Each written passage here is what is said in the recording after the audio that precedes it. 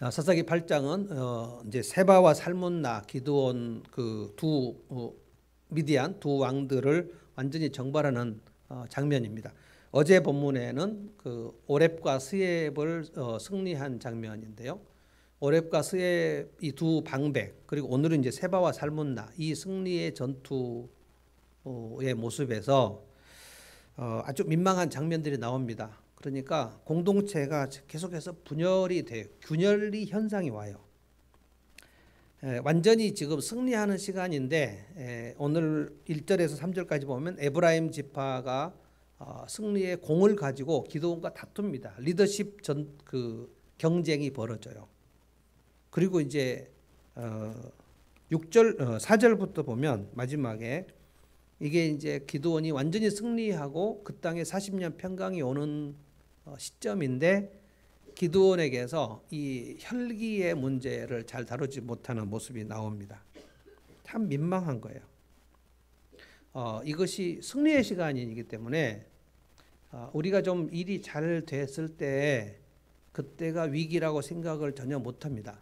우리는 보통 인생에 어려움이 오면 그때가 위기일 거라고 생각하는데 성경을 보면 의외로 잘 나갈 때에 그 영적으로 구덩이에 빠지는 경우가 참으로 많습니다.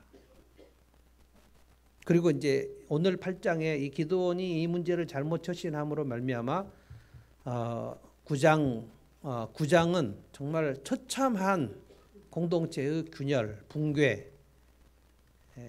그러니까 사사들이 12명 중에서 그 유명한 사사 6명인데 지금 기드온부터 시작해서 그 사사의 영적 수준 자체가 자기의 내면이 아주 그 흩어진 상태에 있는 거예요. 성령께서 역사를 하셔도 자기의 성품을 잘 다스리지 못해요. 그래서 우리가 지금 11월, 12월 제가 기도 이 파일을 다 만들었거든요. 다 만들고 이제 여러분이 보내준 목자 목녀들이 보내준 그 기도 제목을 제가 하나님의 성품에 대한 것을 정리를 했는데 사실은 우리의 간구할 기도 제목은 이것이 우리의 하늘의 길이 열리는 거죠. 하나님께서 하늘을 열어주신다 그랬는데 하늘을 열어주시려면 성경은 분명히 얘기했어요. 우리가 순종하면 하늘을 열어주신다 그랬어요. 그러니까 우리가 뭘 순종해야 될까를 알아야 되는데 뭘 순종해야 되냐면은 주님이 명하신 것을 순종해야 돼요. 주님이 명하신 것이 뭐냐면 주님의 성품을 닮으라는 거예요. 어떤 본문이든지 주님의 성품이 있습니다. 주님은 성품대로 일하십니다. 그러니까 너도 이 성품을 따라서 살아라는 말씀이 본문에 있어요. 그러니까 성경을 읽는 것은 주님이 명하신 것을 순종하는 거예요. 그리고 주님이 약속하신 것을 믿는 겁니다. 그래서 기도 제목 두 번째 기도 제목은 내게 있어야 할 내 삶이 열려야 될 문제인데요.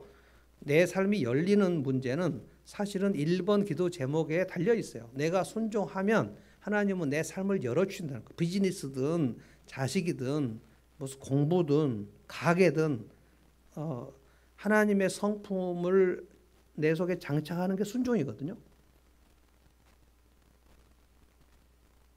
그러니까 순종하면 두 번째 기도 제목은 사실은 우리가 열심히 막 간구하지 않아도 하나님이 알아서 열어주세요.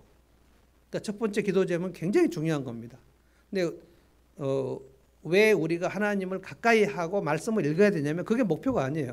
말씀을 읽고 하나님을 가까이 하고 찬양하고 예배하면서 가까이 해서 하나님의 말씀을 통해서 그 하나님의 성품과 가까이 가기 위해서 그런 거예요. 그러니까 예배를 드리면 다 되는 게 아니라 예배를 통해서 하나님과 가까이 가서 하나님께서 말씀하신 명령, 하나님의 성품, 그 하나님의 성품이 내 속에 들어오도록 그것을 깨닫고 그것을 순종하겠다고 말하는 게 기도예요.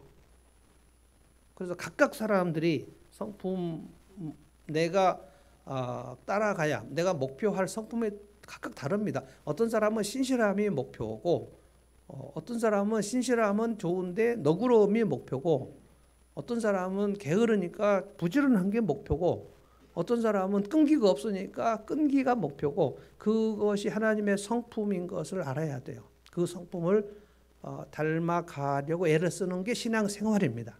그 신앙생활을 하기 위하여 우리가 예배를 드리는 겁니다. 그러니까 이 하나님의 성품에 대한 것이 빠져버리면은 우리가 승진하게 해주십시오, 가게 잘되게 해주십시오, 이거는 하나님이 순종하면 그걸 축복하시겠다 그랬는데 내가 순종하지도 않고 그냥 잘되게 해달라는 거는 그냥 무속신앙이에요. 근데 이게 너무나도 명백한 것인데 한국교회 성도들은 무속신앙이 너무 많기 때문에 내가 무슨 하나님의 성품을 내 속에 장착해야 되는가, 이 부분이 굉장히 어려워요. 우리 교인들은 그래도 좀 되는 편입니다. 근데 우리 교회에 좀 익숙하지 않은 분들은 이게 무슨 얘기인지 알 수 없어요. 그냥 교회를 열심히 다니면 복을 주신 줄 알아요. 그리고 예전부터 부흥사들이 헌금을 많이 하면 복을 주신다고 얘기했는데 성경에는 헌금을 많이 하면 복 주신다는 얘기가 없습니다. 순종하면 그 순종은 헌금과 관계가 있을 수도 있지만 순종 안 하고 헌금 많이 하는 사람도 많이 있거든요. 헌금을 많이 하면 복을 주신다. 이거는 무당들이 원래 하는 얘기예요. 비싼 굿을 하면 복을 준다. 이 얘기예요. 무당은 절대 성품을 얘기하지 않습니다. 근데 오늘 기드온이 오늘 보면, 그리고 에브라임도 그렇고요. 승리의 시간에 그들이 자기들의 성품이, 옛 성품이 드러나 버려요. 에브라임 지파는 기드온에게 와서 그 승리의 공을 가지고 따집니다. 공명심이에요. 공명심. 잘 보십시오. 1절에 보면 에브라임 지파 사람들이에요. 기드온에게 이르되, 기드온은 므낫세 지파 출신입니다. 근데 므낫세 지파와 에브라임 지파는 둘 다 그 요셉의 아들 출신들 아닙니까? 므낫세, 에브라임. 므낫세가 형이고 에브라임이 동생이죠. 그런데 야곱이 축복을 할 때 에브라임을 먼저 축복을 해버렸어요. 그 손을 이렇게 양쪽으로 해가지고 오른손을 들어서 왼쪽을 축복하고 왼손을 들어서 오른쪽을 축복하면서 형 동생을 바꿔버립니다. 에브라임을 더 먼저 축복을 해요. 그래서 요셉이 그 아버지한테 아버지 왜 지금 이 손을 바꾸셨습니까? 혹시 실수하신 거 아닙니까? 그러니까 야곱이 아주 늙어서 이제 죽기 직전인데, 아들아 내가 지금 실수한 거 아니다. 내가 에브라임을 더 축복하는 것이 하나님의 뜻이다라고 얘기하면서 손을 양쪽으로 이렇게 바꿔요. 그래서 에브라임 지파의 그 자부심은 하늘을 찌릅니다. 그런데 이제 므낫세 지파에서 기드온이 나왔는데, 처음에 기드온이 이스라엘 백성들을 그 군사를 모집할 때 자기 지파를 통해서 므낫세 지파부터 군사를 모집합니다. 그래서 사실은 이제 300명의 용사, 3만 명을 300명으로 줄일 때 주로 이제 그 므낫세 지파를 통해서 하나님께서 그 군사 기드온과 300명이 갑니다. 그런데 어제 본문에 보면 기드온이 좀 안 해도 될 일을 한 거예요. 마지막 그 오렙과 스엡을 처단하는 마지막 추격 장면에서 에브라임 지파 군사를 모집합니다. 300명으로 충분하다고 하나님 말씀하셨는데 마지막 군사를 추격할 때 왜 에브라임 지파를 군대를 모집했는지 그 부분은 참 안 해도 될 일을 한 거예요. 그래서 마지막에 에브라임 군대가 합류해가지고 오렙과 스엡을 죽입니다. 그러고 나니까 이제 이 전쟁의 공이 누구인가에 대해서 에브라임 지파가 기드온에게 와서 거칠게 항의를 해요. 왜 첫 번부터 우리를 부르지 않았느냐? 그러니까 첫 번부터 시작부터 우리를 불렀으면 우리의 공이 더 많았을 텐데 왜 우리를 무시했냐는 거예요. 에브라임 지파가 와서 따집니다. 크게 다퉜다 그랬어요. 공명심입니다. 공명심. 누가 더 큰가? 이거 예수님 12 제자들이 6월절 만찬 할 때까지, 주님 돌아가 직전까지 싸운 주제입니다. 우리 중에 누가 큰가? 이거는 우리 안에 있는 그 내가 높아지려는 우리 중에 누가 큰가? 누가 잘하나? 이거. 그러니까 너보다 내가 더 크다. 성경에 너보다 내가 더 잘했어, 나보다 네가 더 잘했어, 우열, 이것이 성경에는 그 근거 규질이 없습니다. 성경은 상대평가가 아닙니다. 자, 내가 너보다 나아, 이 생각은 전적으로 타락한 가치관이에요. 내가 너보다 나아, 그것이 경쟁 아닙니까? 경쟁과 상대평가. 그래서 서열 매기고 1등부터 꼴등까지 쭉 있는 우리나라 교육 현실에서 너무나 아주 우리에게 익숙한 1등부터 저희 어렸을 적에 중고등학교 다닐 때는 그 학교 벽보에 1등부터 꼴등까지 쫙 붙여요. 쫙 붙입니다. 그러니까 전교생이 1등이 누군가를 다 알아요. 그 꼴등이 누군가 알아요. 왜 그렇게 합니까? 그렇게 해서 자극을 주려고. 꼴등이 이제. 근데 꼴등이 그 밑에 맨 밑에 꼴등이 그 자극 받아가 공부를 할까요? 고린도 교회도 사도 바울이 개척한 교회 중에서 가장 영적으로 난장판이었던 고린도 교회가 가졌던 그것이 교회가 네 분파로 나뉘어져 갖고 우리 중에 누가 큰가, 우리 그룹이 큰가, 너네 그룹이 큰가. 이거 사도 바울이 이거 보면서 정말 안타까웠거든요. 어떻게 너희들은 그렇게 영적으로 안 크냐? 근데 문제가 많은 그 예수님 12 제자들의 상태, 가장 문제가 많았던 고린도 교회 상태, 이 상태가 우리의 타락한 본성 중에 여기서 내가 말발이 얼마나 센가? 한국교회 그 장로님들 모임 그 당회 저희 아버지가 뭐 이제 당회를 갔다 오면 덜 막 머리 아파하셨어요. 담임 목사님은 더 머리 아파하셨고, 그러니까 거기에서 어느 의견이 센가 이런 겁니다. 파워 게임을 하는 거예요. 근데 지금 에브라임 집파가 이 파워 게임을 합니다. 그런데 놀랍게도 기드온이 여기서 완전히 너그럽고 아주 막 탄력적인 모습으로 에브라임 지파를 엄청 높여줍니다. 어떻게 이런 그 너그러움이 나왔는지 2절부터 보면 기드온이 그들에게 이르되 에브라임 지파에게 말합니다. 이제 내가 행한 일이 너희가 한 것에 비교가 되겠느냐? 에브라임의 끝물 포도가 아비에셀의 만물 포도보다 낫지 않냐? 아비에셀은 이제 기드온의 집을 얘기하는 거고요. 에브라임은 지금 에브라임 지파 끝물 포도. 그러니까 너희 중에 꼴등이 우리의 1등보다 훨씬 나았다. 뭐 이런 얘기를 하면서 그냥 그 공명심을 인정을 해줘요. 3절에는 정확하게 얘기했습니다. 하나님이 미디안의 방백 오렙과 스엡을 너희 손에 넘겨주셨으니 내가 한 일이 어찌 능히 너희가 한 일에 비교되겠느냐? 그러니까 사실은 기드온이 처음부터 그 하나님의 영으로 일어나가지고 군사를 모집하고 하다가 마지막에 이제 에브라임 지파가 합류한 것인데, 에브라임 지파가 공명심에 막 리더십을과 다투니까 기드온이 아주 너그럽게 그것을 해버려요. 그러니까 그들의 노여움이 풀렸다 그랬습니다.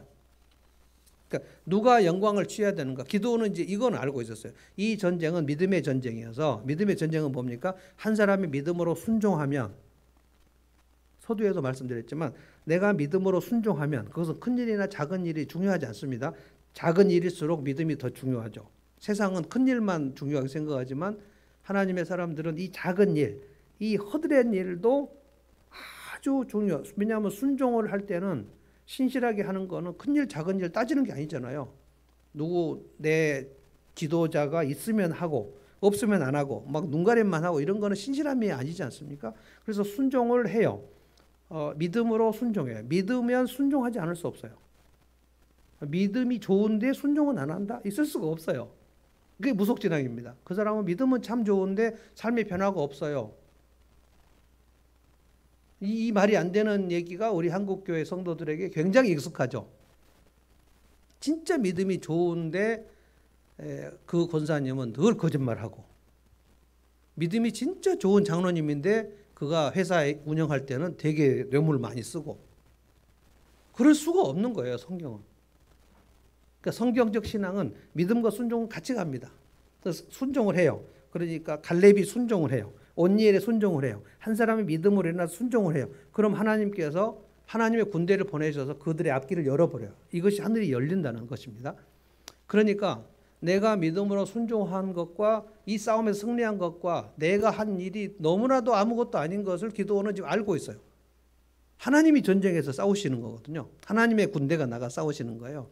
그래서 여러분이 정확하게 알고 있어야 돼요. 내 인생의 앞길에 축복, 하나님의 하늘이 열리는 것, 내 비즈니스가 열리는 것, 내 자식들이 잘 되는 것, 이것은 전적으로 나의 순종에 달렸다. 순종하면 복을 주신다.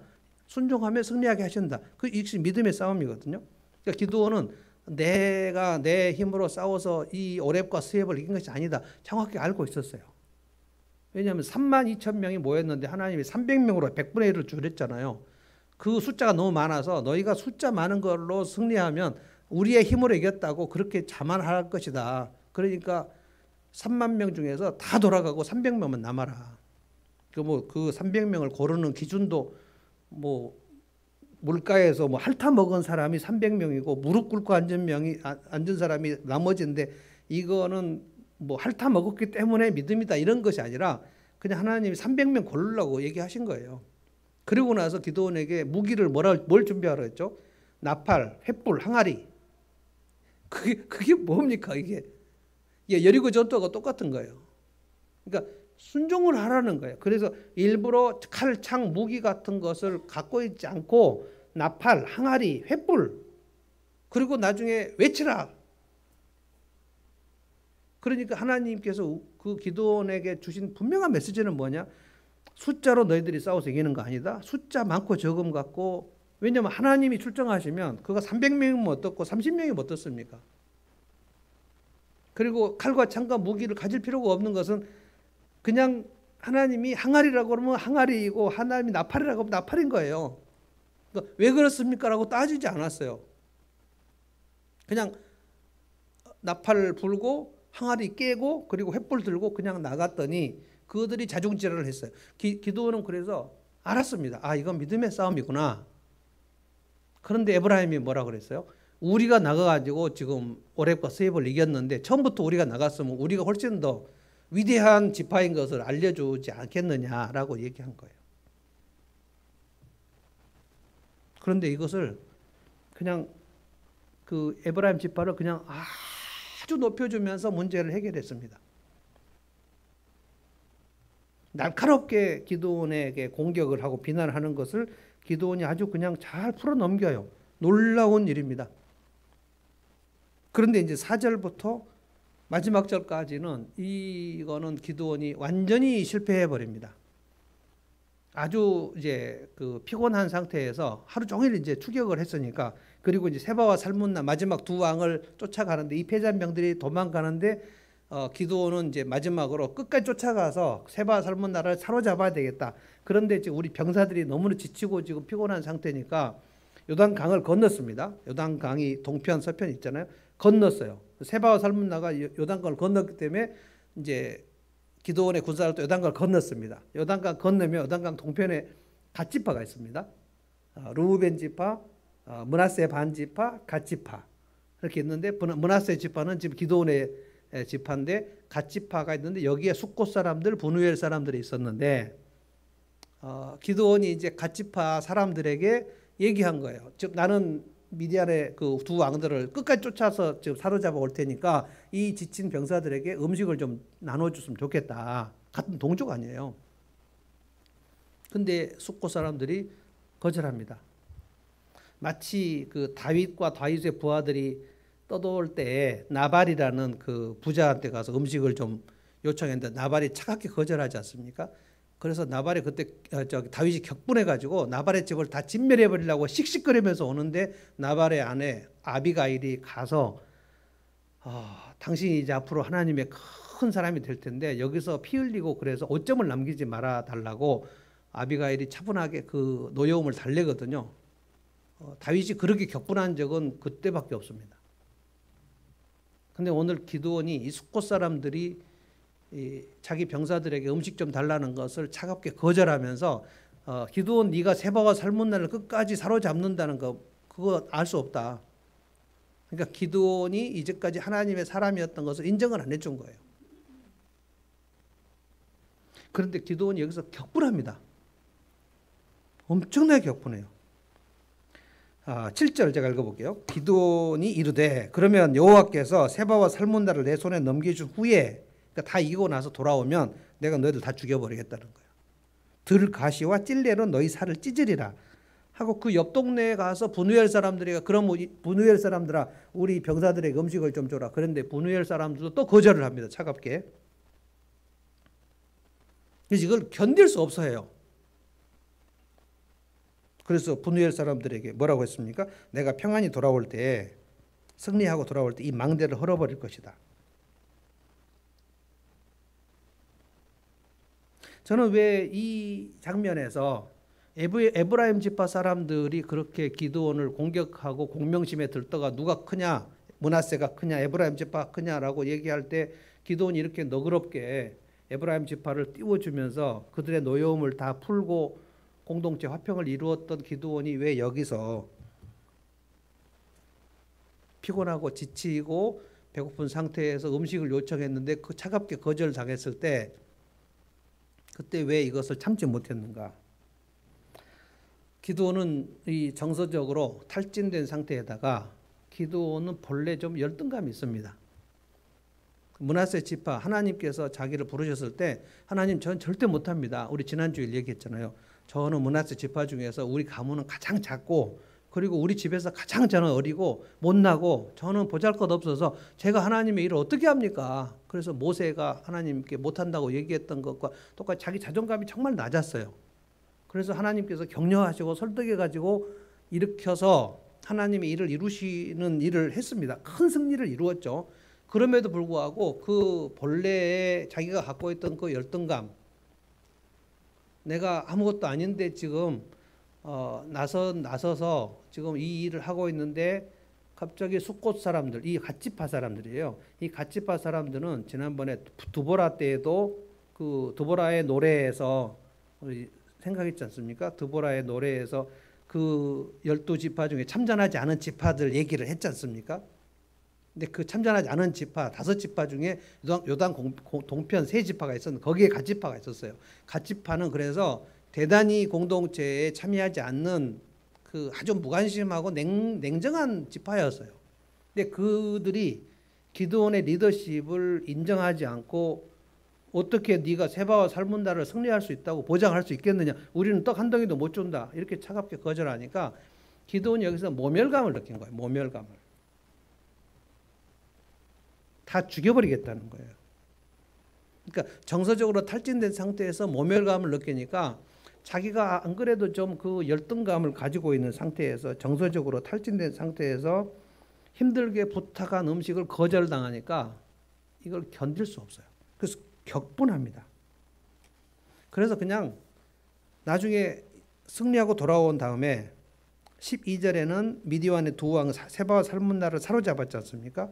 그래서 돌아오는 길입니다. 세바와 살문나를 사로잡았어요. 그래서 돌아오는 길에 숫곳을 들립니다. 그래서 숫곳에 있는 소년 한 명을 붙잡아 가지고 그 숫곳에 있는 리더들, 장로, 방백들의 명단을 확보해요. 살육하려고. 도륙을 해버립니다. 15절 읽어볼게요. 우리가 어떤 지점에서 격분하는가를 잘 생각해야 돼요. 기드온은 왜 에브라임 지파는 이렇게 너그럽게 잘 대처했는데 숫곳 사람들에게 이렇게 자비를 베풀지 않았는가? 15절. 기드온이 숫곳 사람들에게 이르러 말하되, 이거는 엄청나게 이제 승리를 이룬 다음에 아주 의기양양해서 오는 시간에 말한 겁니다. 숫곳 사람들에게 말해요. 너희가 전에 나를 희롱했지. 세바와 살문나의 손이 지금 네 손 안에 있다는 거냐? 네가 이길 수 있다고 장담하는 거냐? 라고 놀렸다는 거예요. 조롱을 했다는 거예요. 그때 되게 탈진하고 피곤한 상태인데 너희들이 나를 그렇게 모멸감을 줬다는 거예요. 어찌 우리가 네 피곤한 사람들에게 떡을 주겠느냐? 한 그 세바와 살문나가 여기 있다. 내가 이 세바와 살문나를 사로잡았다. 봤냐? 라고 얘기하는 거예요. 그리고 16절입니다. 그 섬의 장로들 77명을 다 붙잡았어요. 그래서 들가시와 찔레로 숫곳 사람들 징벌하고, 이거는 창으로 다 찔러 주겠다는 겁니다. 77명 다 죽였어요. 자비를 베풀지 않았어요. 여러분, 사울도 처음에 왕이 됐을 때 사울 네가 어떻게 왕이 되냐 하고 비웃었던 사람들이 있었는데, 첫 번째 암몬과의 전투에 승리하고 난 다음에 사울의 부하가 당신이 왕이 되는 것을 거부하고 비웃었던 저 사람도 어떻게 할까요? 그랬더니 오늘은 여호와께 승리를 주신 날이니까 저들을 그냥 자비를 베풀어야 된다. 이렇게 얘기했어요. 근데 기드온은 여기서 자비를 베풀지 않습니다. 동족을 무참하게 살려간 첫 번째 사사입니다. 제가 심리학 공부하면서 자기 예적 경로라는 것은 자기가 어린 시절에 받았던 상처가 건드려지면 그 부분에 대해서 격분을 하는데, 이것을 그래서 저희가 배웠어요. 지금 우리 김찬주 집사도 그분에게 배우고 있는데 강혜정 교수님한테 배운 게 뭐냐면 자기애적 경로는 무자비하다. 그러니까 이것이 한번 다른 부분은 그냥 너그럽게 할 수 있는데 내 상처의 부분이 건드려져 갖고 나오는 그 격분은 용서할 수가 없어요.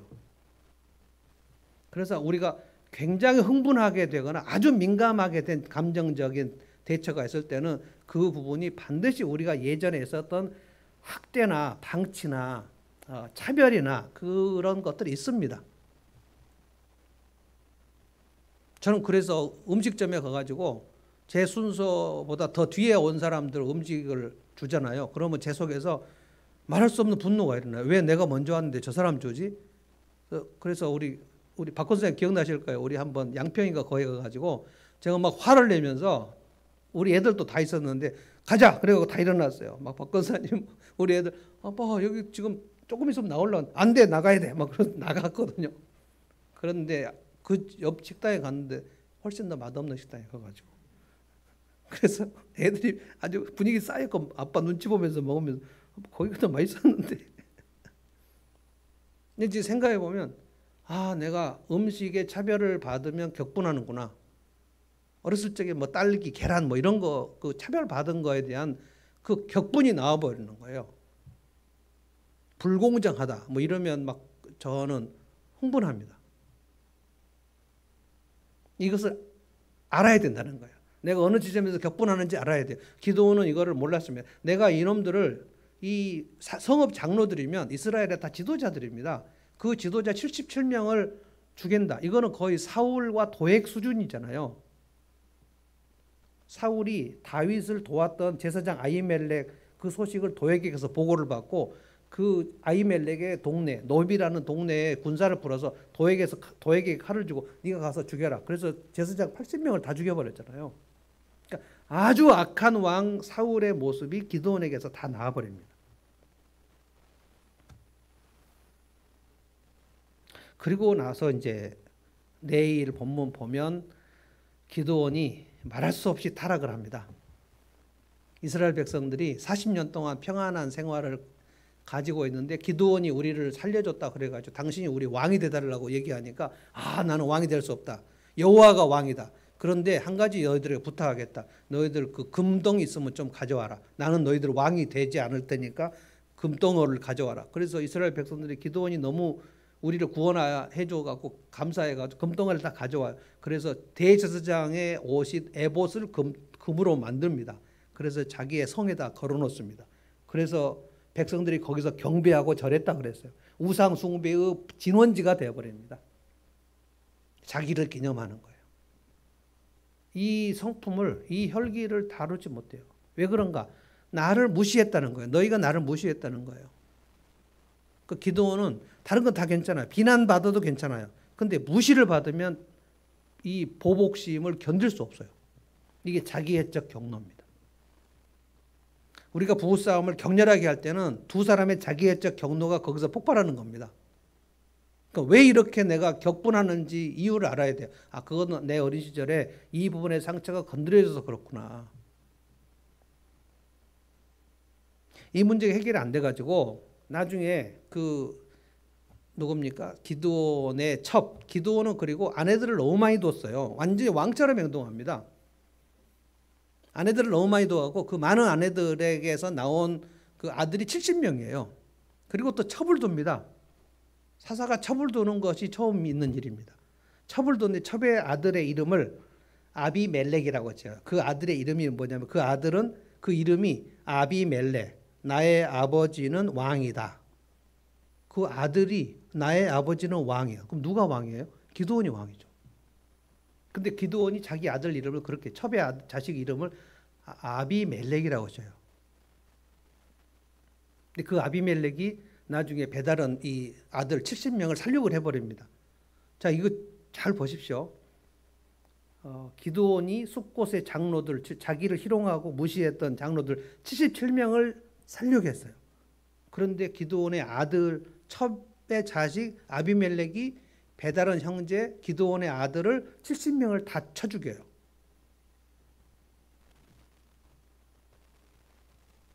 그러니까 내가 성품을 잘못 관리했을 때 이 격변의 세월이 내 자식 때에 내 자손 때에 어떻게 나올지 하나님은 보복과 폭력, 이 혈기 이거를 잘 못 다루는 것을 하나님은 굉장히 싫어하십니다.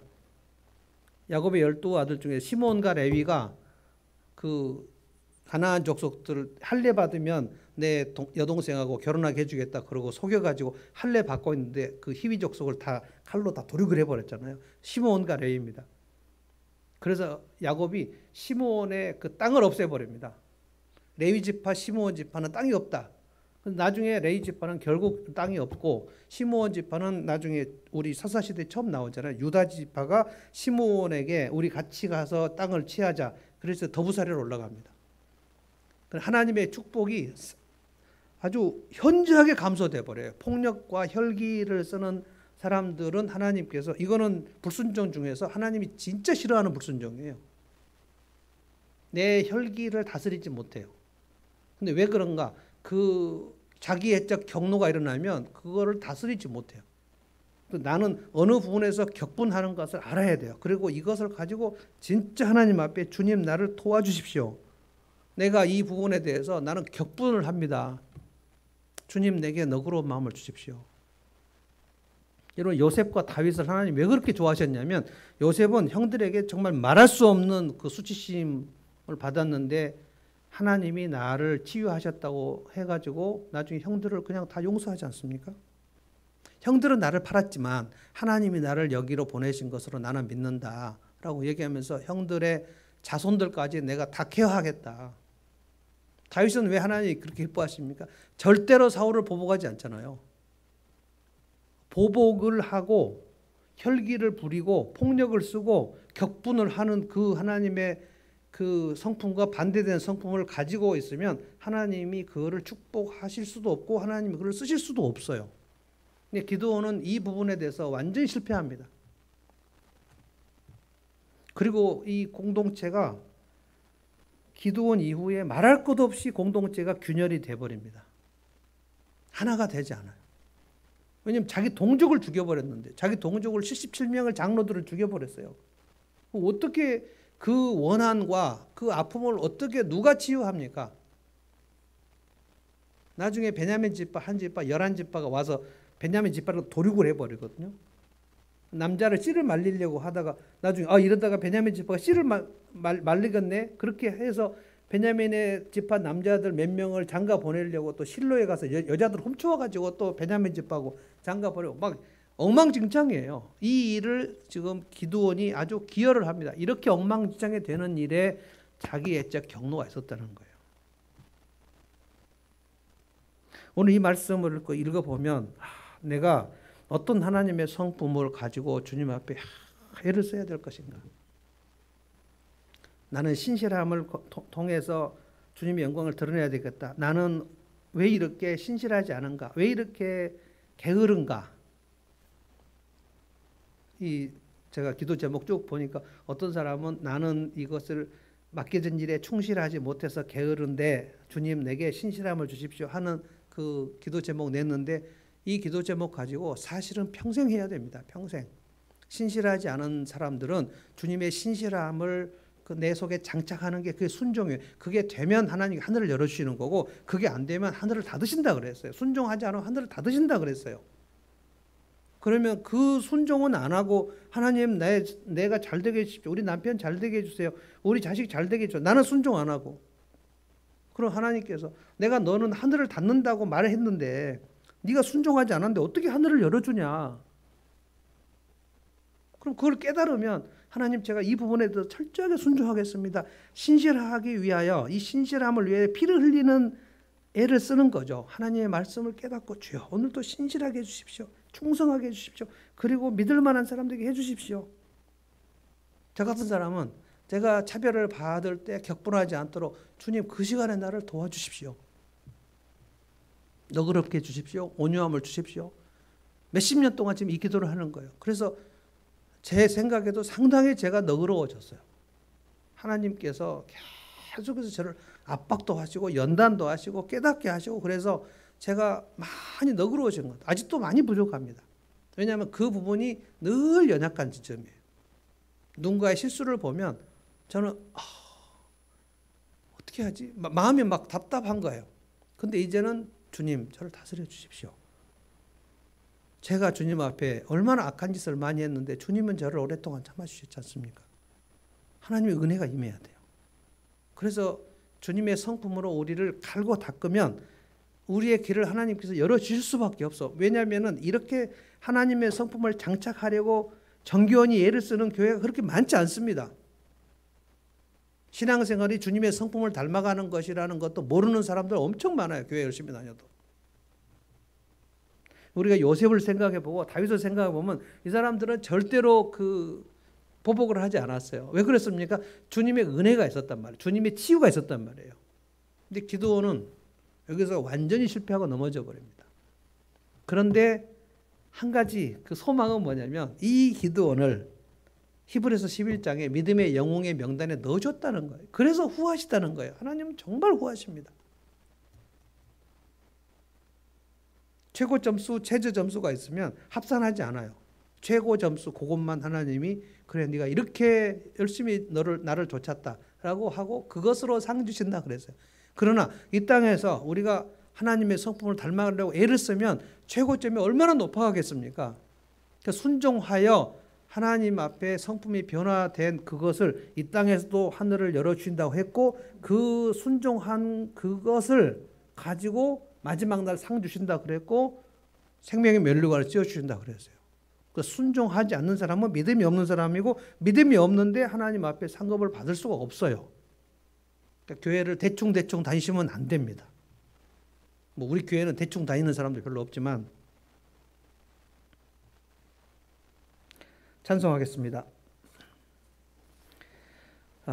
맨 마지막에 불렀던 찬송 나 주의 도움 받고자 주 예수님께 빕니다. 내 모습 이대로 주 받아주소서. 날 위해 돌아가신 주 날 받아주소서. 내 힘과 결심 약하여 늘 깨어지기 쉬우니 주 이름으로 구원해 주 형상대로 나를 빚어주십시오.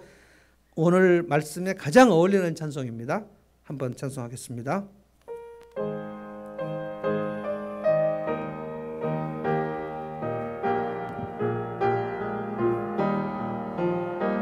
나 주의 도움 받고자 주 예수님께 빕니다. 그 구원 허락하시사 날 받아주소서. 아멘 아멘. 내 모습 이대로 주 받아주소서. 날 위해 돌아가신 주 날 받아주소서. 큰 죄에 빠져 영 죽을 큰 죄에 빠져 영 죽을 날 위해 피 흘렸으니 주 형상대로 빚으사 날 받아주소서. 내 모습 이대로 내 모습 이대로 주 받아주소서. 주 받아주소서. 아멘. 날 위해 돌아가신 주 날 받아주소서. 내 힘과 결심 약하여 내 힘과 결심 약하여 늘 깨어지기 쉬우니 주 이름으로 구원해 날 받아주소서. 내 모습 이대로 내 모습 이대로 아멘. 주 받아주소서. 아멘. 날 위해 돌아가신 주 날 받아주소서. 내 주님 서신 발 앞에 내 주님 서신 발 앞에 나 꿇어 엎드렸으니 그 크신 역사 이루게 날 받아주소서. 내 모습 이대로 내 모습 이대로 주 받아주소서 날 위해 돌아가신 주 날 받아주소서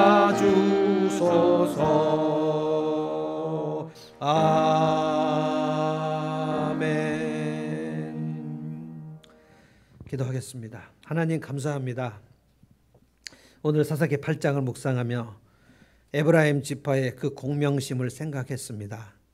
하나님의 출정으로 싸워 이긴 그 승리에 자기들의 공을 넣으려고 했던 그 에브라임 지파의 모습을 봅니다. 주님, 우리가 오늘까지 산 것은 하나님의 은혜고 하나님의 손으로 잡아 이끌어서 하나님만이 영광을 받으셔야 되고 하나님만이 찬양을 받으셔야 되는데 혹시라도 저희 스스로가 내 공로로 여기까지 왔다고 여기는 공명심에 사로잡히지 않기를 원합니다. 주님, 우리가 추수감사 주일을 이제 맞이하여 날마다 하나님 앞에 한 해 수확한 것을 하루씩 적고 있습니다. 주님, 주님의 은혜가 아닌 것이 없습니다. 주님의 손길이 아닌 것이 없습니다. 우리의 손으로 오늘까지 왔다는 생각을 혹시라도 하여 주님 앞에 오만한 사람 되지 않도록 저희들을 붙잡아 주시기를 원합니다.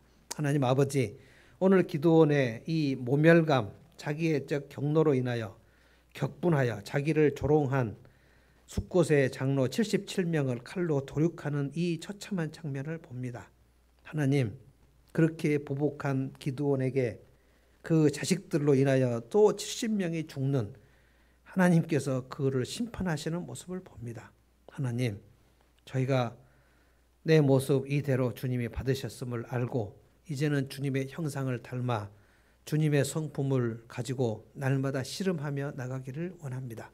어떤 이는 온유함을 가지고 날마다 기도하며 어떤 이는 신실함을 가지고 날마다 기도하며 어떤 이는 누군가를 너그럽게 봐주기를 위하여 날마다 기도하며 어떤 이는 날마다 거짓되지 않고 진실하기를 날마다 기도하며 주님, 그리하여 우리가 예수를 10년 믿으면 10년만큼 변화되고 성화되어 주님의 향기를 드러내는 사람이 되고 20년을 믿으면 20년만큼 주님의 사람으로 변화되어 주변 사람들에게 그 혜택을 많이 나누어주는 사람이 되기를 원합니다.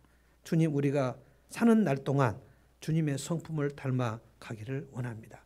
이 새로운 성품 위하여 예수님 십자가에 돌아가셨으니 예수의 십자가를 헛되이 사는 사람 되지 않게 하여 주시고 은혜로 말미암아 날마다 변화되는 사람 되어 주변에 복의 통로가 되게 하시고 빛과 소금의 역할을 감당하게 하여 주시옵소서. 이 마지막 때에 이 하늘문교회 성도들을 기억하여 주시고 주님의 눈에 합한 사람 되게 하시고 주의 마음에 합한 사람들 되게 하여 주시옵소서.